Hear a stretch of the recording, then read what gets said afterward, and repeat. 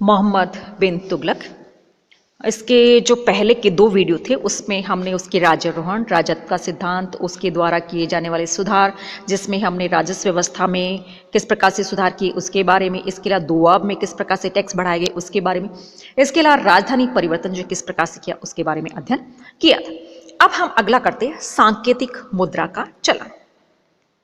कि मोहम्मद तुगलक को मुद्रा ढालने वालों का राजा कहा गया है और इस दृष्टि से मध्यकालीन भारतीय मुद्रा के इतिहास में उसका स्थान सबसे इंपॉर्टेंट माना जाता है।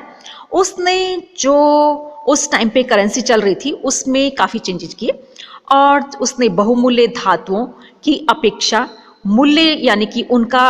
जितने भी जो बहुमूल्य धातु थे उनका एक रेट डिसाइड करने का प्रयास किया और कई प्रकार के उसने नए सिक्के जो है वो भी कॉइन्स जो है वो भी चलाए, जो कि कलापूर्ण डिजाइनों तथा बनावट के लिए काफी विख्यात थे। और इस क्षेत्र में उसका सबसे इंपॉर्टेंट प्रयोग ये रहा था कि सांकेतिक मुद्रा का चलाना, जिस प्रकार से अभी अपने चली हुई सांकेतिक मुद्रा के कागजी नोट जो है उसके हम लोग क्या करते हैं, किसी भी चीज वस्तु जो है उसको लेने देने का काम जो उसके माध्यम से करते हैं, तो उस प्रकार से उसने सांकेतिक मुद्रा जो उसको चलाया, अर्थात उसने तांबे और पीतल के जो सिक्के जो थे उनको चलाया और उनका मूल्य जो था वो किसके बराबर, सोने और चांदी के सिक्के के समान या उनके बराबर डिसाइड किया था। और वैसे कहा जाता है कि 13वीं सदी के अंत में चीन के मंगोल सम्राट कुबलाई खान ने कागज की सांकेतिक मुद्रा चलाई थी और फारस के शासक गाय खत्तू ने चमड़े का सिक्का चलाया था। और मोहम्मद तुगलक ने सांकेतिक मुद्रा क्यों चलाई इसके बारे में भी अलग अलग विद्वान जो अपनी अलग अलग कहानी कहते हैं और उसके कई कारण बताए जाते हैं। जैसे पहली बात है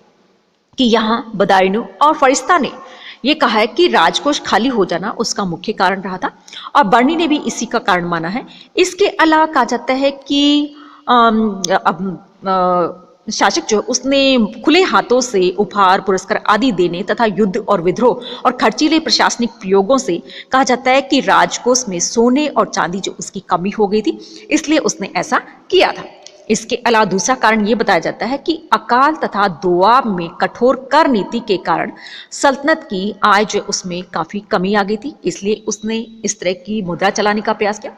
तीसरी बात यह बताई जाती है कि संपूर्ण सुल्तान जो था वो संपूर्ण संसार को जीतना चाहता था और इसके लिए उसे एक बहुत बड़ी सेना जो उसकी आवश्यकता थी और सेना के लिए किसकी, धन जो उसकी जरूरत थी, इसलिए वो ऐसा कर रहा था। इसके अलावा सुल्तान को नए नए प्रयोग करने में रुचि थी और यह भी कहा जाता है कि एक उसका प्रयोग था और उसमें कुछ कारणों को सही माना जा सकता है और कुछ को नहीं माना जाए। यदि कहा जाता है कि अपन ये माने कि राजकोष खाली हो गया तो सांकेतिक मुद्रा की विफलता के बाद तांबे के सिक्कों के बदले में राजकोष से सोने के सिक्के देना संभव नहीं था, लेकिन उसने ऐसा किया, तो इसलिए अपन नहीं मान सकते कि उसका राजकोष खाली हो गया होगा।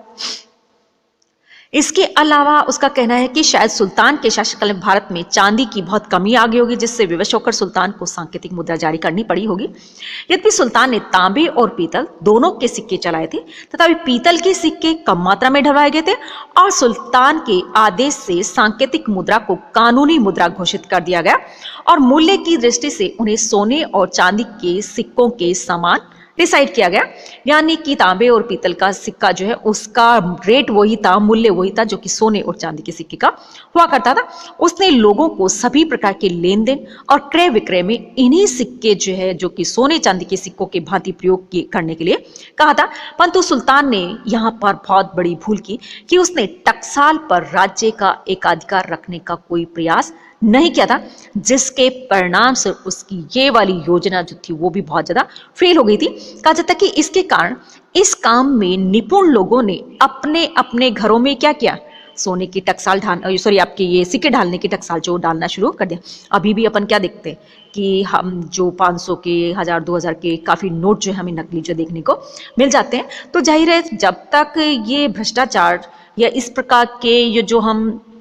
शासक जो वहां का मुखिया होता है वो अगर इन चीजों को कंट्रोल नहीं करता है तो क्या होता है, तो इस तरह की चीजें जो सामने देखने को मिलती है। बर्नी ने हिंदुओं पर आरोप लगाते हुए कहा कि प्रत्येक हिंदू का घर टकसाल बन गया और प्रांतों के निवासियों ने लाखों और करोड़ों तांबे के सिक्के जो थे उनको बना डाला और उन्हीं से वे राजस्व चुकाते, घोड़े, अस्त्र शस्त्र सब प्रकार की वस्तुएं खरीदते। और बर्नी का कहना कहा जाता है कि पूरी तरह से ठीक कह सकते हैं, क्योंकि ये मानने का कोई कारण नहीं है कि मुसलमान इस प्रलोभन में नहीं थे, क्योंकि मुसलमान भी ऐसा कर रहे होंगे, तो ये नहीं कह सकते केवल हिंदू थे। हिंदू और मुसलमान जो भी इस काम में दक्ष थे उन लोगों ने अपने अपने घरों में सिक्के जो है उनको ढालने की टकसाल जो वो लगा ली थी।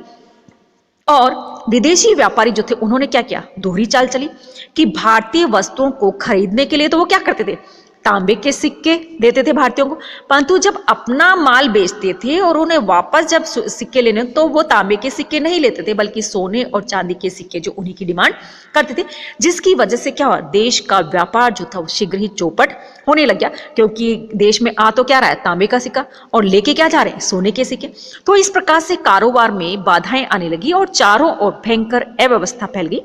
और इस स्थिति को देखकर सुल्तान जो था वो बुरी तरह से घबरा गया। उसे अपने नए प्रयोग की असफलता का पक्का विश्वास हो गया था और क्रोधित सुल्तान ने सांकेतिक मुद्रा को भी रद्द करने की घोषणा कर दी और लोगों से कहा गया कि तांबे की, उन्होंने जिनके पास में ये तांबे और पीतल के सिक्के हैं वो क्या करें, अपने अपने तांबे और पीतल के सिक्के जो कहां पर, राजकोष जो उसमें जमा करवा के उसके बदले में क्या ले ले, सोने और चांदी के सिक्के ले जाए। और हजारों लोगों ने सरकार को ठगा। क्यों ठगा, वो लखपति बन गए। किस प्रकार से बन गए, क्योंकि उन्होंने अपने अपने घरों में क्या कर रखा था, सिक्के ढालने की टकसाल लगा रखी थी। उन्होंने तांबे के सिक्के बहुत सारे ढाल लिए, पीतल के ढाल लिए और बदले में क्या ले लिया, उन्होंने राजकोष से सोने और चांदी के सिक्के ले लिए। तो इस प्रकार से वो लखपति और करोड़पति बन गए। सुल्तान की इस योजना की असफलता का मुख्य कारण जनता का पिछड़ापन था या अज्ञान नहीं था। वास्तव में लोग इस सुधार जो उसकी इंपॉर्टेंस जो उसको समझ ही नहीं पाए। दूसरा कारण यह बताया जाता है कि जाली सिक्कों को रोकने की दिशा में किसी प्रकार का भी स्टेप नहीं लिया गया था, इस वजह से भी ऐसा हुआ। और मुख्य कारण यही था, वस्तुतः वह अपने समय से बहुत आगे की बात सोचता था, परंतु अपने युग की परिस्थितियों और कमियों को नहीं समझ पाया। और सुल्तान मौलिकता तथा नवीनता का पुजारी था और उसे नए नए प्रयोग करने का शौक था, परंतु उसमें व्यवहारिक बुद्धि और ज्ञान की कमी थी। इसके अलावा उसमें समय और धैर्य की कमी थी और जब अल्प समय में ही उसे अपनी योजना का अच्छा परिणाम नहीं आता दिखता तो वह तत्काल उसे छोड़ देता था और यही उसकी सबसे बड़ी कमजोरी मानी जा सकती है, क्योंकि वह एक स्वेच्छाचारी निरंकुश शासक था। अतः उसने अपने अमीर और अधिकारियों से अपनी योजनाओं पर विचार विमर्श करने की कभी आवश्यकता ही अनुभव महसूस नहीं की, जबकि उसके पदाधिकारियों और कर्मचारियों ने मिलकर उसकी योजनाओं को हमेशा फेल करने में कोई कसर बाकी नहीं छोड़ी थी। तो इस प्रकार से मोहम्मद बिन तुगलक जो उसके द्वारा ये नए नए प्रयोग किए गए थे, या फिर कह सकते हैं कि ये जो नई नई योजनाएं जो उनको लागू किया गया था, लेकिन ये सभी योजनाएं जो थी उसकी फेल हो गई थी, जिसने कि राजा को या मोहम्मद बिन तुगलक जो उसको फेलियर घोषित कर दिया था। जबकि वास्तविकता में अगर हम देखें तो वो फेलियर नहीं था। उसने योजनाएं जो लागू की थी बहुत ज्यादा सही थी, अच्छी थी, लेकिन समय और परिस्थितियों के अनुकूल नहीं थी। वहां की जनता जो थी उसके इन नए प्रयोग जो उसको नहीं समझ पाई थी। इसके साथ ही वहां के अधिकारी और अमीर वर्ग और जो धर्माधिकारी वर्ग जो लोग जो थे वो पूरी तरह से किसको, मोहम्मद बिन तुगलक जो है उसकी योजनाएं जो उसको फेल करना चाहते थे और इस वजह से ऐसा हो पाया। तो ये मोहम्मद बिन तुगलक जो है रहा था। उसकी विदेश नीति जो थी वो भी कुछ खास नहीं रही थी, उसमें भी उसने कोई विशेष सफलता जो प्राप्त नहीं की थी।